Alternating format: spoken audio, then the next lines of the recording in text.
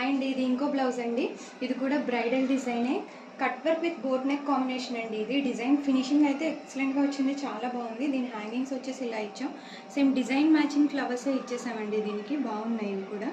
So దగ్గరగా చూపించాక finishing మొత్తం cut work వస్తుంది. ఇక్కడ పికాక్ కూడా వచ్చింది.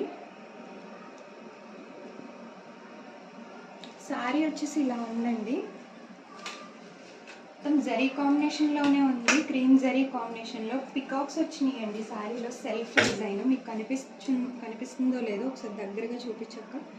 Self peacocks plus leaves creeper కాంబినేషన్లో వచ్చింది. సేమ్ డిజైన్ కూడా మనం అదే కాంబినేషన్లో తీసుకున్నామండి. ఇలా పికాక్, 2 పికాక్స్, క్రీపర్స్, లీవ్స్ కాంబినేషన్లో తీసుకున్నాం. డిజైన్ అయితే పర్ఫెక్ట్గా మ్యాచ్ అయిపోయింది శారీకి.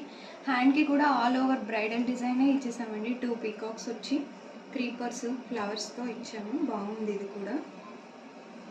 శారీకి అయితే పర్ఫెక్ట్గా మ్యాచ్ అయిందండి. కలర్ వచ్చేసి నేను cream zari, cream thread plus లావెండర్లో డార్క్ షేడ్ తీసుకున్నాను. బాగా మ్యాచ్ అయిందండి, కలర్స్ కూడా బాగుంది. ఫ్రంట్ వచ్చేసి ఇలా ఉందండి, ఫ్రంట్ కూడా బాగా వచ్చింది.